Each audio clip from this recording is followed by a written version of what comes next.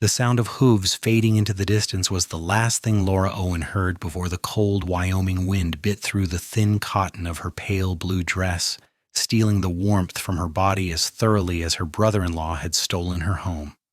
She stood in the middle of the dusty road outside of Willits, Wyoming, watching Thomas disappear with her belongings, her late husband's wagon, and every shred of dignity she thought she had left. He had thrown her out with nothing but the dress on her back and the worn leather shoes that pinched her feet, claiming that everything belonged to him now that his brother was dead. 3 months ago she had buried Samuel, and now she understood that her marriage had been the only thing keeping her from destitution. The October wind of 1882 carried the scent of approaching winter, and Laura wrapped her arms around herself, shivering violently as the sun began its descent toward the horizon. She was 23 years old, a widow without prospects, and the small Wyoming town behind her had made it clear that a woman alone was either a burden or a scandal. Thomas had given her until noon to leave his property, and when she had pleaded for just one blanket, one coat, he had laughed and told her that charity began at home, and she was no longer part of his. Laura started walking, though she had no destination in mind. The road stretched before her like a ribbon of pale dirt, bordered on both sides by scrub grass and the occasional twisted tree. She knew there was another town 15 miles north, but 15 miles might as well have been 100 in her current state. Her teeth chattered as the temperature continued to drop, and she forced herself to put one foot in front of the other, refusing to give Thomas the satisfaction of crawling back to beg. She had walked perhaps 2 miles when she heard the sound of a horse approaching from behind. Every instinct told her to be cautious, but she was too cold and too desperate to care much about propriety. She turned to see a lone rider on a sturdy bay horse leading a pack mule laden with supplies. The man sat tall in the saddle, his broad-brimmed hat pulled low against the wind, a heavy coat protecting him from the elements that were slowly killing her. He slowed as he approached, and Laura got her first clear look at him. He appeared to be in his late 20s, with a strong jaw shadowed by several days of stubble and dark eyes that assessed her situation with quick intelligence. His clothes marked him as a working cowboy, practical and well-worn, and there was a rope coiled at his saddle horn. "Madam," he said, his voice a deep rumble that carried easily over the wind. He tipped his hat slightly, his eyes taking in her inadequate clothing and the way she shivered. "You look like you could use some help." "I am managing," Laura said, though her voice shook along with the rest of her. Pride was a poor substitute for warmth, but it was all she had left. The cowboy dismounted with an easy grace, and Laura took an involuntary step backward. He held up one hand in a peaceable gesture and reached into his saddlebag with the other. "Name is Quinn Steadman. I have been working a ranch about 30 miles east, heading to visit my sister in Sheridan before winter sets in proper. And you, madam, are going to freeze to death before you make it another mile if you do not let me help you." He pulled out a heavy wool coat, dark gray and lined with flannel, and held it out to her. Laura stared at it as though it were salvation itself, which perhaps it was. "I cannot pay you," she said, hating the admission. "Did not ask you to," Quinn replied. His tone was matter-of-fact, without pity or judgment, and something about that made it easier for Laura to reach out and take the coat. It was still warm from being packed close to his other belongings, and she pulled it on gratefully.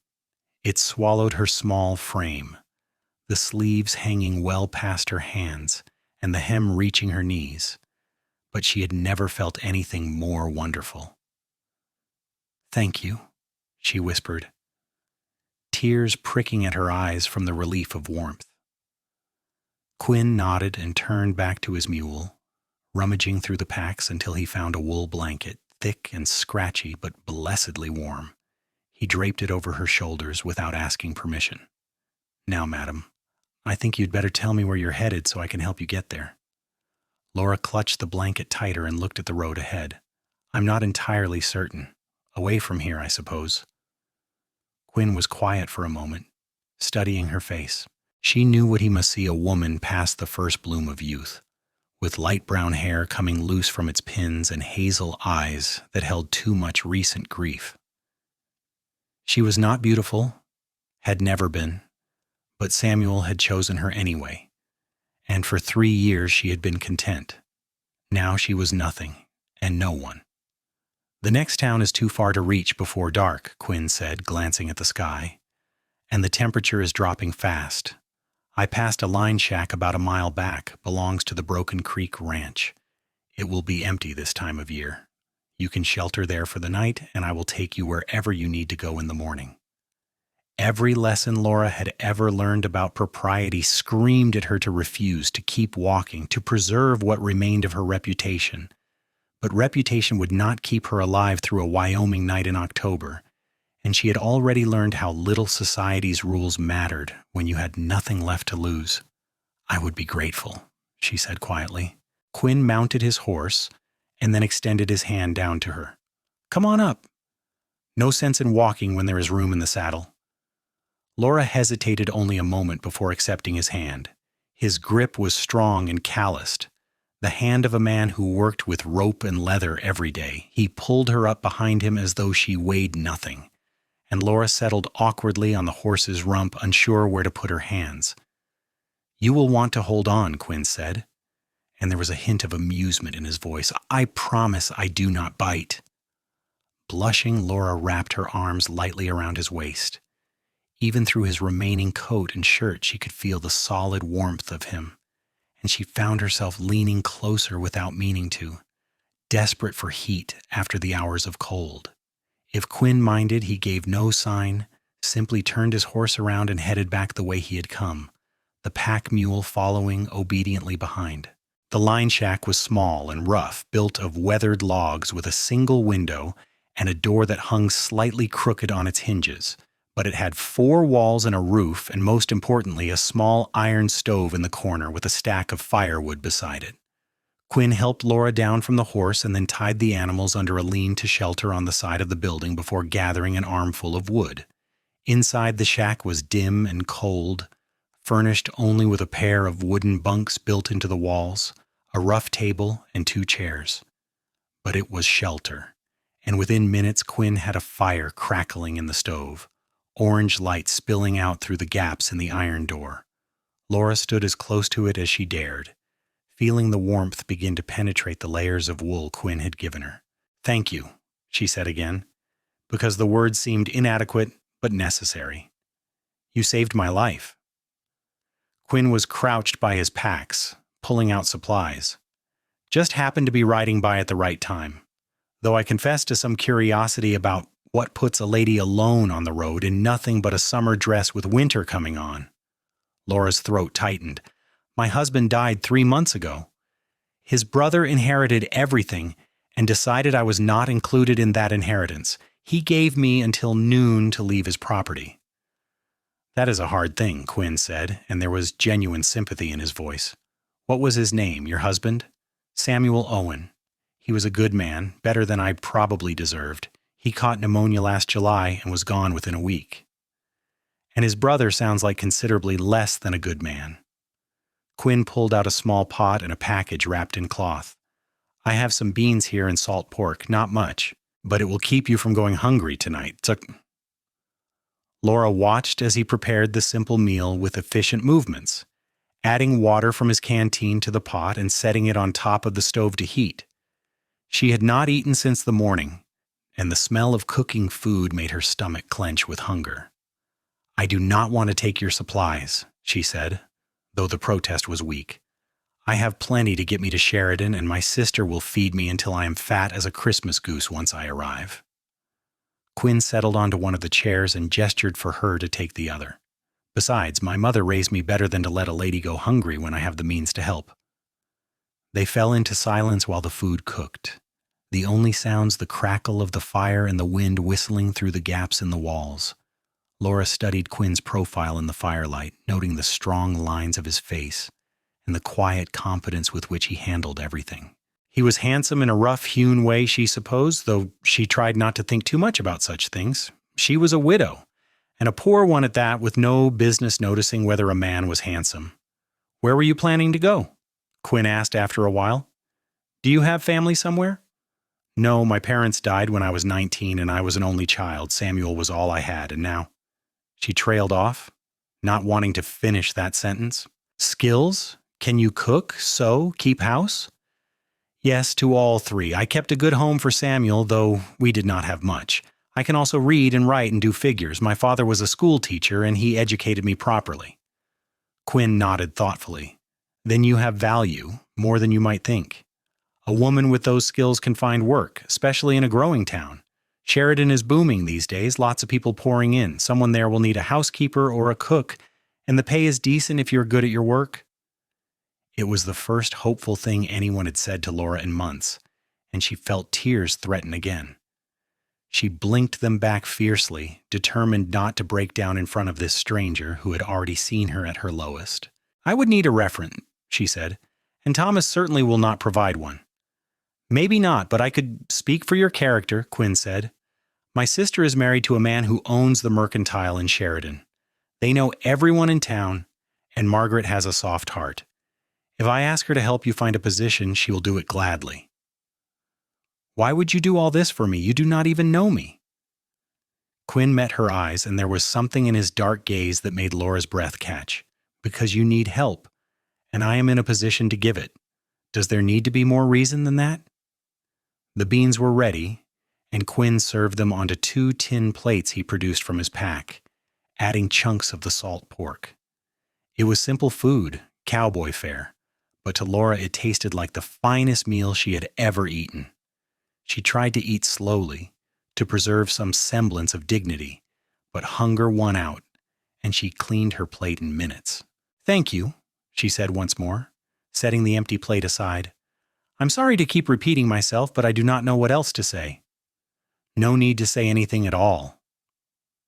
Quinn collected the plates and used a little of the remaining water to rinse them clean. Now you should take that bunk there and get some rest. I will take the other one, and in the morning we will head north to Sheridan. It is a long ride, probably take us 2 days if we do not push too hard, but the weather should hold.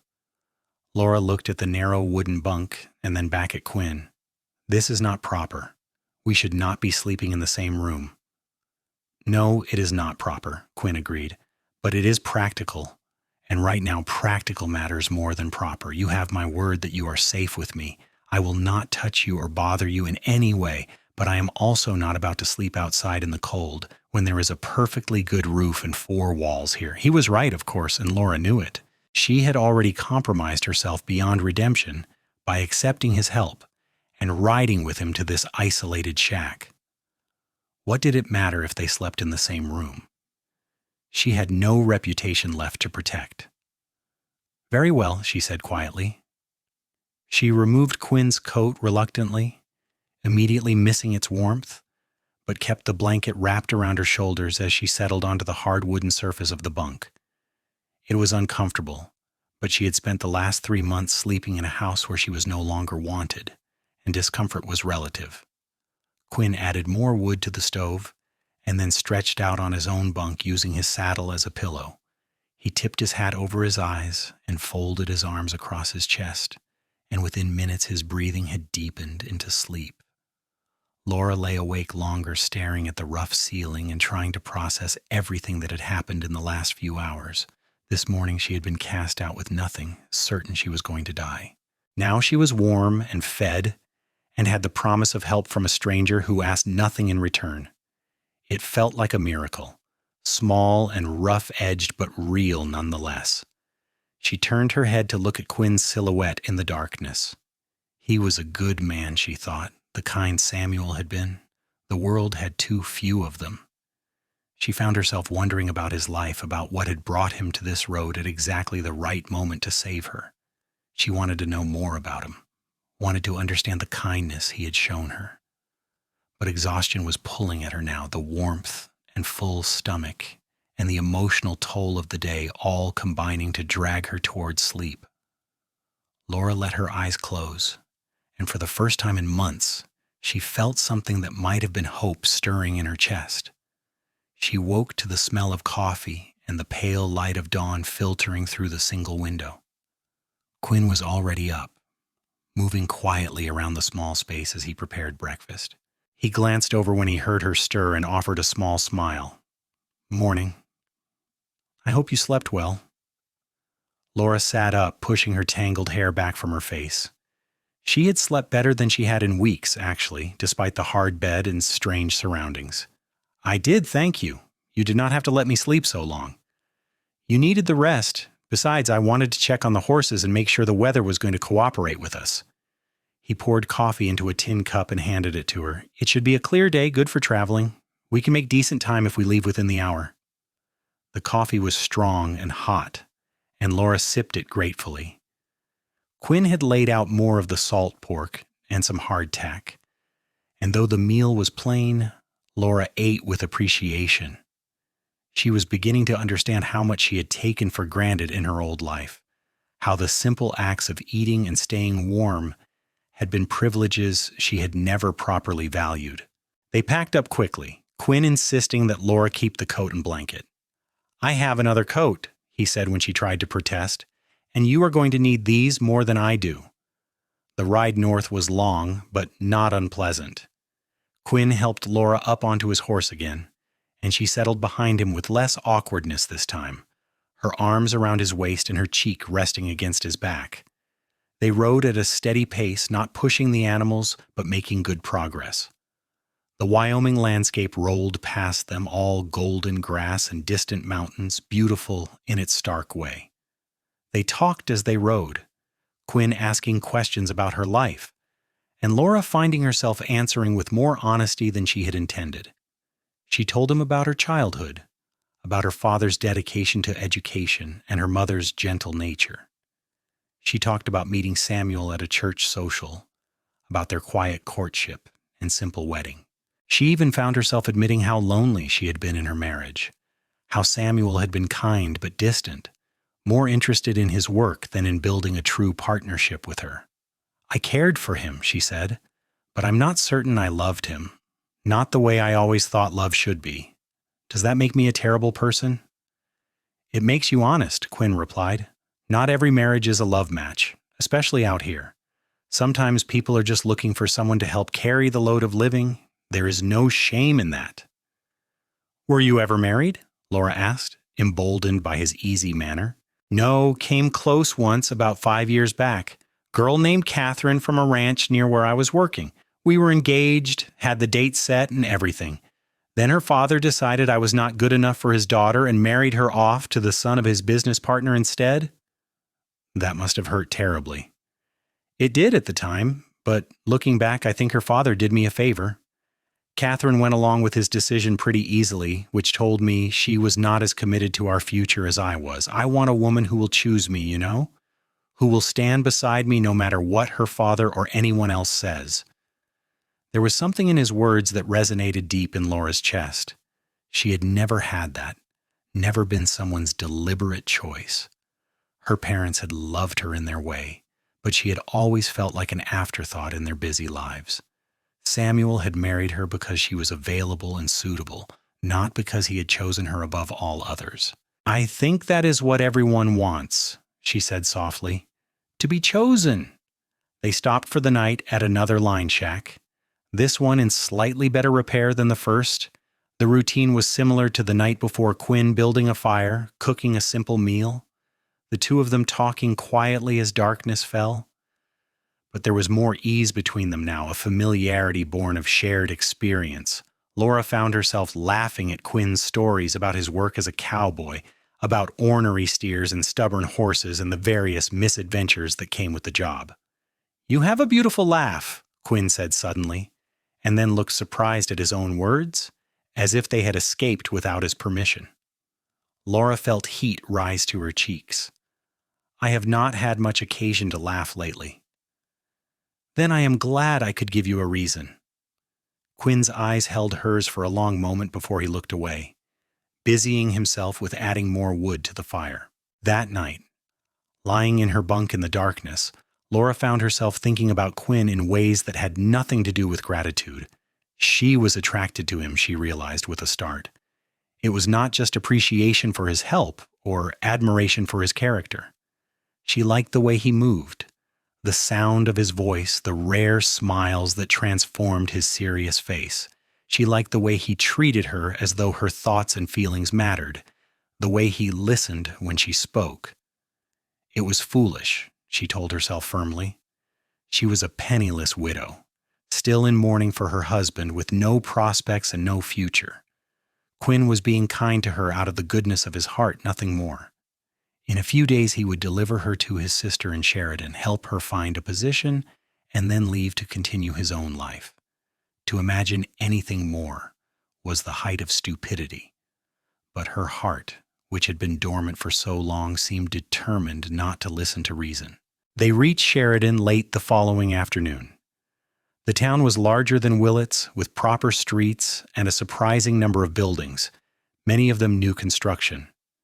People bustled along the boardwalks, and the sound of hammering rang out from several directions as more buildings went up. Quinn had been right about the boom. This was a town on the rise. Quinn's sister lived in a neat house on the edge of town, white painted with green shutters and a well-tended garden that was settling into dormancy for winter. Margaret Sanderson proved to be a plump woman in her mid-30s with Quinn's dark eyes and a warm smile that immediately set Laura at ease. "Quinn!" she exclaimed, throwing her arms around her brother as soon as he dismounted. "It has been months. I was starting to think you had forgotten where I lived." "Could never forget you, Maggie," Quinn said, returning her embrace. "You are too bossy to forget." Margaret swatted his arm, and then turned her attention to Laura, who was still sitting on the horse, suddenly uncertain. "And who is this?" "This is Laura Owen," Quinn said, reaching up to help Laura down. "I found her in a bad situation on the road from Willits. I was hoping you might help her find a position in town." Margaret's sharp eyes took in Laura's borrowed coat and worn dress, and her expression shifted to one of immediate sympathy. "You poor dear. Of course we will help. Come inside, both of you. Dinner will be ready within the hour, and we have plenty." The interior of the house was warm and welcoming, furnished with obvious care. Margaret's husband George proved to be a quiet man with kind eyes and a firm handshake. Their 3 children, 2 girls and a boy ranging in age from 6 to 12, stared at Laura with open curiosity until their mother shooed them away to wash up for dinner. Over a meal of roast chicken and vegetables, Laura told her story again, editing out some of the more painful details. Margaret grew increasingly indignant as the tale unfolded, her face flushing with anger. "That wretched man," she declared, "to throw out his own brother's widow like that with nothing. It is unconscionable." "It is legal, though," George said quietly. "If the property was not in Laura's name, his brother had every right to do what he did. Morally wrong, certainly, but legal." "Well, we will not let that stand," Margaret said firmly. "Laura, you will stay with us until we can find you a proper position. I know several families in town who are looking for help, and with your skills, you should have no trouble finding something suitable." "I cannot impose on you like that," Laura protested. "You do not even know me." "You are a friend of Quinn's, which makes you a friend of ours," Margaret replied. "And besides, I have been after George for months to hire someone to help at the store. Business has been so good that we can barely keep up. Can you keep accounts and handle money?" "Yes, I am good with figures." "Then it is settled. You can work at the mercantile, at least until something better comes along. We can pay you a fair wage, and you can stay in our spare room until you save enough to afford your own lodgings." It was more than Laura could have hoped for, more than she deserved. Tears spilled down her cheeks before she could stop them, and Margaret immediately came around the table to wrap her in a motherly embrace. "There now, you are safe," Margaret murmured. "Everything is going to be all right." Over Margaret's shoulder, Laura met Quinn's eyes. He was watching her with an expression she could not quite read, something warm and intense that made her heart skip. She mouthed the words "thank you" to him, and he nodded slightly, a small smile touching his lips. That night, Laura lay in the comfortable spare room bed, clean and warm and fed, and tried to make sense of everything that had happened. 4 days ago, she had been cast out to die. Now she had a job, a place to stay, and something that felt dangerously close to a new beginning. And at the center of all of it was Quinn Steadman, the cowboy who had stopped to help a stranger and changed her life in the process. She could hear Quinn and George talking downstairs, their voices a low rumble through the floorboards. She strained to listen, but could not make out the words. After a while, the house fell silent, and Laura drifted toward sleep. Her last thought, before unconsciousness claimed her, was wondering how long Quinn would stay in Sheridan before moving on. She got her answer the next morning at breakfast. Quinn was planning to stay 2 weeks with his sister before heading back to the ranch where he worked. 2 weeks was not very long, Laura thought, with a pang of disappointment she tried to hide. But it was better than nothing. Laura started work at the mercantile that same day. George proved to be a patient teacher, showing her how he organized the inventory, kept the accounts, and dealt with the various customers who came through. The work was not difficult, and Laura took to it quickly, grateful to have something to occupy her mind and hands. Quinn came by the store every day, usually with some excuse about helping George with heavy lifting or inventory. Laura suspected the real reason was to see how she was settling in, and she found herself looking forward to his visits with an eagerness that probably showed too clearly on her face. On the 4th day, Quinn asked if she would like to take a walk with him after the store closed. Laura agreed perhaps too quickly, and they set out along the main street of town as the sun began to set, painting the sky in shades of orange and pink. "You seem to be doing well," Quinn observed. "Margaret says George is very pleased with your work." "It feels good to be useful again," Laura admitted.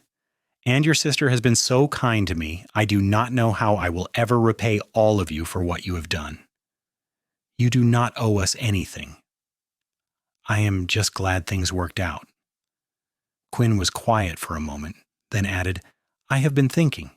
When I go back to the ranch, I'm going to give my notice. It is good work, but I have been saving my wages for years now, and I think it is time I started building something of my own." "What will you do?" "Buy some land, start my own ranch. Nothing grand at first, just enough cattle to get started, but it would be mine, you know? A place to put down roots, build a real future." He glanced at her sideways. "There is some good land available not far from here, actually. I rode out to look at it yesterday." Laura's heart sank. Of course, Quinn would want his own place. He was a capable, ambitious man who should not spend his life working for someone else. But if he bought land nearby and started a ranch, he would need help running it. He would need a wife. The thought came unbidden and sharp, making her stumble slightly on the uneven boardwalk. Quinn caught her elbow to steady her, his hand warm even through her sleeve. "Careful," he said. "These boards are treacherous in places." "I am fine," Laura said, though she was not fine at all. She was developing feelings for Quinn Steadman that were entirely inappropriate and completely impossible. She had been a widow for only 3 months. She had nothing to offer a man like him. And yet when his hand lingered on her arm for a moment longer than necessary, she felt a warmth spread through her that had nothing to do with the borrowed coat she still wore. They walked in silence for a while, following the street to the edge of town where the buildings gave way to open land. The mountains rose in the distance, dark against the evening sky, and a cool breeze carried the scent of sagebrush and approaching winter. "Laura," Quinn said finally, his voice serious, "I need to tell you something, and I hope you will not think poorly of me for it." Her heart began to pound. "What is it?" "I have been drawn to you since the moment I saw you on that road. I know the circumstances are not ideal. You are in mourning, and you are just getting your life back together. But I find myself thinking about you constantly, wondering if you are happy, if you are safe, if you're thinking about me even a fraction as much as I'm thinking about you." Laura stopped walking and turned to face him fully. In the fading light, Quinn's face was all shadows and angles, his dark eyes fixed on hers with an intensity that made her breath catch. "I have no right to ask you this, Horning," he continued, "but I need to know if there is any chance that you might feel the same way. Because if there is even the smallest possibility, then I want to court you properly. I want to build that ranch I was talking about and make it into a home. Our home, if you will have me." The world seemed to narrow to just the two of them, standing on the edge of town as darkness gathered around them. Laura's mind raced, trying to process what Quinn was saying. He wanted to court her. He was talking about a future together. It was everything she had been afraid to hope for. I feel the same, she whispered, the admission both terrifying and liberating. I have been trying not to, telling myself it is too soon and I have nothing to offer you, but yes, Quinn, I feel the same. The smile that broke across Quinn's face was like sunrise, transforming him completely. He took both her hands in his grip warm and strong. Then we will do this right. I will court you properly, give you time to be sure of your feelings, and when you are ready, when enough time has passed that it is respectable, I am going to ask you to marry me, if that is what you want. It is what I want, Laura said, and she was surprised to realize she was smiling too, actually smiling for the first time since Samuel had died. But Quinn, you should know I was not a very good wife to Samuel. I did not love him the way I should have, and I failed to make him happy. You did not fail, Quinn said firmly. A marriage takes two people. And Laura, what you had with Samuel is not what we will have. I know that as surely as I know my own name. This is different. He raised one of her hands to his lips and pressed a gentle kiss to her knuckles, and the gesture was so sweet, so full of promise that Laura felt tears sting her eyes again. But these were not tears of grief or despair. These were tears of hope, of new beginnings, of a future she had not dared to imagine just a week ago.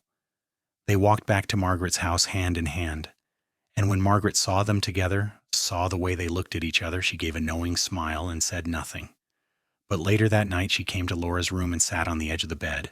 My brother is a good man, she said quietly, but he has been hurt before and I do not want to see it happen again. If you are not serious about this, if you are just grateful for his help, please tell me now. I am serious, Laura said. Margaret, I know it seems fast and perhaps it is, but I have never felt this way before. With Samuel, it was comfortable and convenient. With Quinn, it is like something inside me that has been asleep for my entire life is finally waking up. Margaret studied her face for a long moment and then nodded. I believe you, and I am glad. Quinn deserves someone who will love him with their whole heart. I think you might be that person. The next 2 weeks passed in a blur of work and stolen moments with Quinn. He came to the mercantile every day, helping with the heavy work and finding excuses to linger. In the evenings, they took long walks together, talking about everything and nothing. Quinn told her about his plans for the ranch, about the kind of house he wanted to build and the stock he wanted to raise. Laura shared her own dreams, some she had never admitted even to herself, about having a real home, about children, about being part of a true partnership with a man who valued her. They did not kiss, not yet. Quinn was determined to do things properly, to respect her mourning period and her reputation. But there were other intimacies, hands that lingered when they touched. Meaningful glances across crowded rooms, conversations that stretched late into the night. Laura learned that Quinn sang when he was happy, that he had a weakness for apple pie, that he was patient with children and gentle with animals. She watched the way he interacted with his sister's family, the easy affection, and the way he helped without being asked, and she saw the kind of husband and father he would be. On Quinn's last evening in Sheridan, before he had to return to the ranch to give his notice, he asked Laura to walk with him one final time. They followed the same path they had taken that first evening, out to the edge of town where the land opened up into wilderness. I will be gone for a month, maybe 6 weeks, Quinn said. I need to work out my notice and collect my wages. And then I need to finalize the purchase of that land I told you about. But I will be back before Christmas, and when I return, I want to start building our future. I will be here waiting, Laura promised. And Quinn, I will be counting the days. He pulled her close then, wrapping his arms around her in an embrace that felt like coming home. Laura rested her head against his chest and listened to the steady beat of his heart, memorizing the moment. When they finally pulled apart, Quinn cupped her face in his hands and looked at her with such tenderness that it took her breath away. I am going to make you happy, he said. I swear it, Laura. I'm going to spend the rest of my life making sure you never regret choosing me. I could never regret it, she replied. You saved my life, Quinn, in more ways than one. The month that followed Quinn's departure was the longest of Laura's life. She threw herself into her work at the mercantile, learning every aspect of the business and making herself indispensable to George. She helped Margaret around the house, played with the children, and tried not to count the hours until Quinn's return. He sent letters when he could, brief notes written in a careful hand that told her about his progress and reminded her that he was thinking of her constantly. Winter was settling over Wyoming in earnest now, with frost coating the ground each morning and the first snows beginning to fall. Laura worried about Quinn traveling in the bad weather, but Margaret assured her that her brother knew how to take care of himself. "He has been riding these ranges since he was a boy," she said. "A little snow is not going to stop him from getting back to you." Quinn returned on a cold December morning, 6 weeks after he had left. Laura was opening the mercantile with George when she saw him riding down the main street, leading a pack mule laden with supplies. She abandoned her post without a word, rushing out into the cold without even stopping to grab a coat. Quinn saw her coming and dismounted quickly, catching her as she threw herself into his arms. He lifted her off her feet and spun her around, both of them laughing, and Laura did not care that half the town was probably watching them make a spectacle of themselves.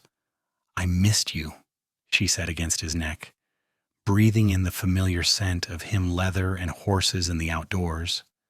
"I missed you too," Quinn replied. He set her down but kept his arms around her. "God, Laura, it felt like the longest month and a half of my life." "Did you get the land?" "I did. 320 acres with good water and grazing. The papers are all signed, and I have enough money left over to buy breeding stock and start on a house." His eyes were bright with excitement. And something else, something that made Laura's heart race. "I want to show it to you. Will you come with me tomorrow? Margaret has already agreed to give you the day off." "Of course I will come." They rode out the next morning under a sky heavy with the promise of snow. Quinn had borrowed Margaret's buckboard for the occasion, and Laura sat beside him on the bench seat, wrapped in multiple layers of wool against the cold. The land Quinn had purchased was about an hour's ride from town, nestled in a valley with mountains rising protectively on 3 sides. It was beautiful, Laura thought, as they crested the final rise and looked down at the property. The valley was covered in snow, pristine and white, with a creek cutting through the middle of it and stands of pine trees scattered across the landscape. She could see where someone had once built a structure, now collapsed into rotting logs, but Quinn explained that he would build fresh, somewhere with a better view and easier access to water. He helped her down from the buckboard and then took her hand, leading her to a spot on a slight rise that overlooked the whole valley. "This is where I want to build the house, Carl," he said. "Big enough for a family with a porch where we can sit in the evenings and watch the sunset. What do you think?" "I think it is perfect," Laura said honestly. "Quinn, this is going to be wonderful." He turned to face her, and there was a nervous energy about him that she had never seen before. "Laura Owen, I know I said I would wait longer, that I would give you more time, but these last 6 weeks have taught me something important. I do not want to spend another day of my life without knowing that you are going to be part of my future. So I am asking you now, even though it is too soon and probably not proper, will you marry me? Will you help me build this ranch and make it into a home? Will you let me spend the rest of my life loving you the way you deserve to be loved?" Laura's eyes filled with tears, and she nodded before she could even get the words out. "Yes," she finally managed. "Yes, Quinn, I will marry you." Quinn's face split into that transformative smile, and then he was kissing her finally after months of restrained courtship. His lips were cold from the winter air but warm underneath, and the kiss was gentle and sweet and full of promise. Laura kissed him back with her whole heart, pouring into it all the love and hope and gratitude she felt. When they finally broke apart, both breathing hard, Quinn rested his forehead against hers. "I do not have a ring yet," he said, "but I will get you one, I promise, the best one I can afford." "I do not need a ring," Laura said. "I just need you." They were married 3 weeks later, as soon as a respectable period could be observed. The ceremony was small, held in the little church in Sheridan with Margaret and George and their children in attendance, along with a few friends Laura had made during her time in town. Laura wore a new dress that Margaret had helped her sew, a soft blue wool that brought out the color of her eyes. Quinn wore his best clothes, his hair freshly cut, and his face clean-shaven, and when he said his vows, his voice was steady and sure. Laura had been married before, but this was nothing like her wedding to Samuel. Then she had been young and uncertain, marrying a man she barely knew for the sake of security and social expectations. Now she was a woman making a conscious choice to build a life with a man she loved deeply and completely. When the preacher pronounced them husband and wife and Quinn kissed her in front of the gathered witnesses, Laura felt as though her real life was finally beginning. They spent their wedding night at the hotel in Sheridan, in a room that Quinn had paid for in advance. It was Laura's first time with a man she truly loved, and though there was some initial awkwardness, her experience with Samuel had been limited and perfunctory. Quinn was patient and tender, taking the time to help her relax and show her that physical intimacy could be something beautiful and connecting. Afterward, they lay tangled together in the narrow bed, Laura's head on Quinn's chest and his arm around her shoulders. "Are you happy?" he asked quietly. "Happier than I have ever been," Laura replied. "Quinn, thank you for finding me on that road. Thank you for not riding past." "Best decision I ever made," Quinn said, pressing a kiss to the top of her head. "And Laura, this is just the beginning. We are going to build an amazing life together, I promise you that." They moved to the ranch right after the wedding, camping in a large canvas tent while Quinn started work on the house. It was hard living, especially in the winter cold, but Laura found she did not mind. She cooked over an open fire, helped Quinn with the work when she could, and at night they huddled together in their bedrolls, sharing warmth and stories and dreams for the future. The house went up slowly over the winter and into the spring. Quinn did most of the work himself, though George and a few other men from town came out to help with the heavy lifting. Laura watched it take shape, walls rising from the foundation, a roof going on, windows being installed. It was not a large house, just 4 rooms and a loft, but it was solidly built and well designed, with the promised porch facing west for evening sunsets. They moved in on a warm day in May, nearly 7 months after Laura had been cast out by her brother-in-law. As Quinn carried her over the threshold, Laura looked around at the empty rooms that they would fill together and felt a surge of pure joy. This was hers, not by virtue of marriage to a man who had seen her as a convenience, but as a true partner in building something from nothing. "Welcome home, Mrs. Steadman," Quinn said, setting her down gently. "Home," Laura repeated, testing the word. It felt right in a way it never had before. That summer, they worked from dawn until dusk, building the ranch from the ground up. Quinn bought a small herd of cattle and began improving the stock. Laura planted a garden, put up preserves, and made the house into a home with curtains and furniture and all the small touches that made a place feel lived in. They hired a young man named Daniel to help with the heavy work, and Laura cooked for all 3 of them, enjoying the satisfaction of feeding hungry men who appreciated her efforts. In August, Laura realized she was pregnant.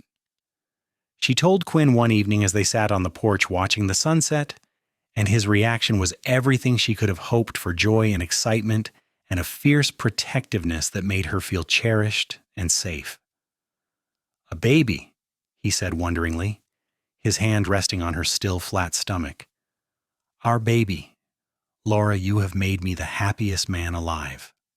Their son was born the following April, a healthy boy with Quinn's dark eyes and a loud cry that announced his presence to the world. They named him Michael, after Quinn's father, and Quinn proved to be exactly the kind of father Laura had known. He would be patient, gentle, and absolutely devoted to his child. The years that followed were not always easy. There were hard winters and dry summers, cattle lost to disease and predators, and all the 1,000 challenges that came with ranching in Wyoming. But through it all, Quinn and Laura worked side by side, partners in every sense of the word. They learned each other's rhythms and moods, developed the kind of shorthand communication that came from deep intimacy, and built a love that grew stronger with each passing year. They had 3 more children after Michael, a daughter named Sarah 2 years later, another son named James 2 years after that, and finally another daughter, Elizabeth, who arrived when Laura was 31 and declared herself done with childbearing. Their house was full of noise and laughter and the chaos that came with a large family, and Laura loved every exhausting, wonderful minute of it. On their 10th anniversary, Quinn surprised Laura with a trip back to the spot where he had proposed, leaving the children with Margaret for the day. They stood on the rise overlooking the valley, now dotted with cattle and outbuildings and all the infrastructure of a working ranch, and Quinn took both her hands in his. 10 years ago, I asked you to build a life with me, Ina, he said. And Laura, you have given me more than I ever dreamed possible. You are the best partner, the best mother, the best wife a man could ask for. I love you more today than I did the day we married, and I will love you more tomorrow than I do today. And I love you, Laura replied, tears streaming down her face. Quinn, you gave me everything. A home, a family, a purpose. You gave me myself. I was so lost when you found me, and you helped me become the person I was always meant to be. We helped each other, Quinn corrected gently. He reached into his pocket and pulled out a small box. I told you once that I would get you the best ring I could afford. It has taken me 10 years to save up for this, but I wanted it to be special. He opened the box to reveal a simple gold band set with a small but perfectly clear diamond. Laura gasped, her hand flying to her mouth. It was beautiful, more than she had ever expected or needed. Quinn, this is too much. It is not nearly enough, he replied. But it is the best I could do. Will you wear it? Laura held out her left hand, the one that still bore the plain gold band Quinn had given her at their wedding. He slipped the new ring on beside it, and Laura held her hand up to the light, watching the diamond catch the sun and throw tiny rainbows across the ground. They kissed there on the rise, surrounded by the land they had built into a home through hard work and dedication and love. And as they made their way back down to where they had left the buckboard, Laura reflected on the strange and wonderful path that had brought her to this moment. She had been cast out with nothing, left to die by a man who had no compassion for her plight, but Quinn had stopped, had offered her warmth and safety and eventually love, and together they had created something beautiful and lasting.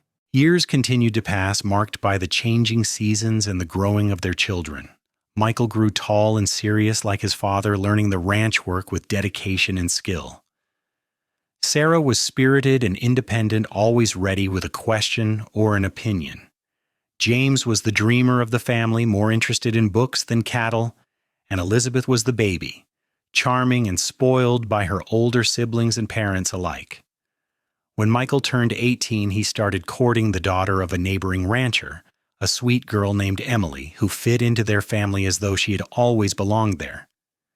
Quinn gave his blessing gladly, seeing in his son the same devotion he felt for Laura. They were married the following summer, and Quinn helped Michael build a house on the far side of their land, expanding the ranch to accommodate the next generation. Laura became a grandmother at 42 when Michael and Emily welcomed a daughter they named Laura in her honor. Holding her tiny namesake, Laura was overwhelmed with gratitude for the life she had been given. She had gone from having nothing and no one to being surrounded by a family that loved her completely and unconditionally. On quiet evenings when the children were settled and the work was done, Laura and Quinn would sit on their porch and watch the sun set over the valley. Sometimes they talked, sharing stories and observations. Sometimes they sat in comfortable silence, content simply to be together. But always, Quinn held her hand, his rough, work-calloused fingers intertwined with hers, and Laura felt the steady presence of his love like a heartbeat. "Do you ever think about that day I found you on the road?" Quinn asked one evening, when they were in their 50s and their children were grown with families of their own.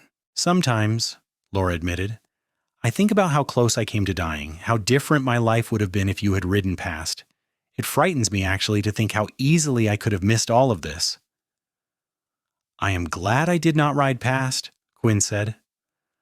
"Though I will admit, when I first saw you standing there shivering in that thin dress, I had no idea what I was getting myself into. I thought I was just helping a lady in distress. I did not know I was meeting the love of my life." "Nor did I," Laura said softly.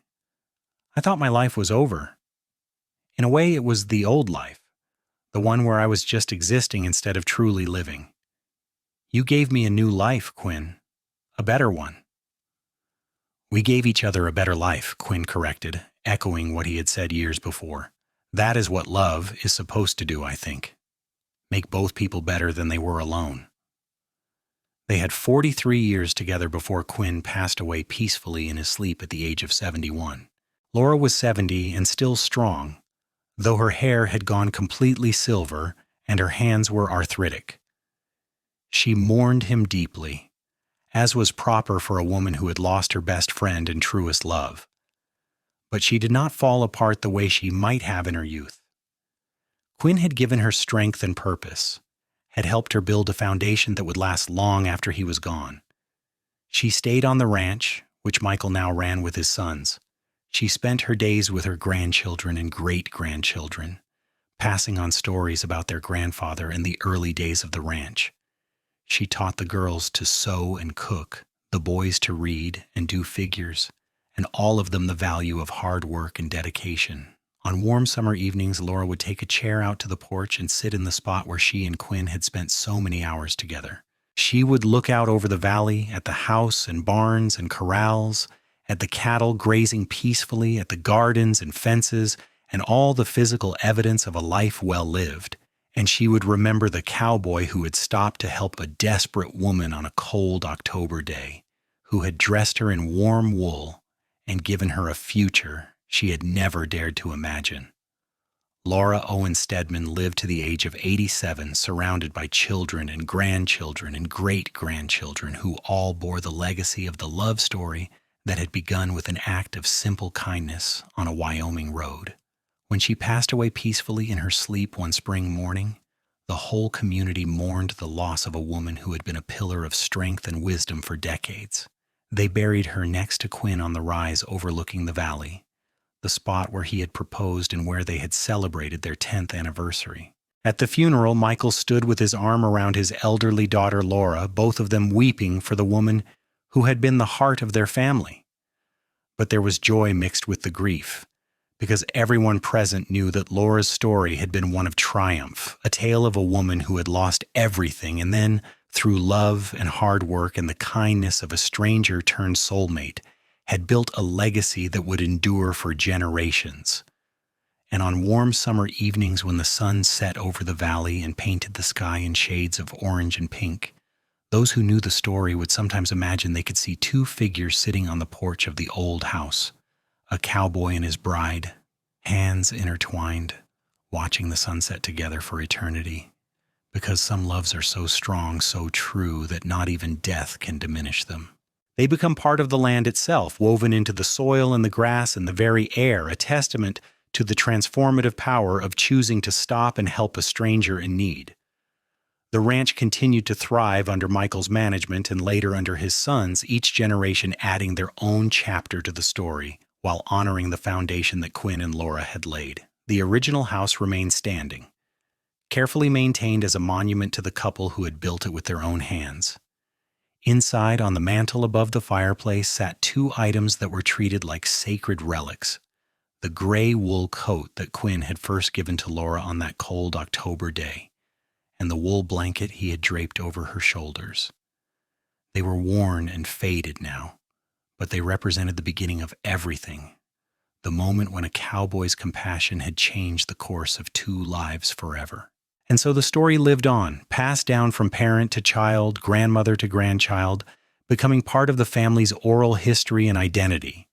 It was a reminder that kindness matters, that love can bloom in the most unlikely circumstances, and that sometimes the worst moments of our lives are actually doorways to the best ones if only we are brave enough to walk through them with someone who cares enough to hold our hand along the way.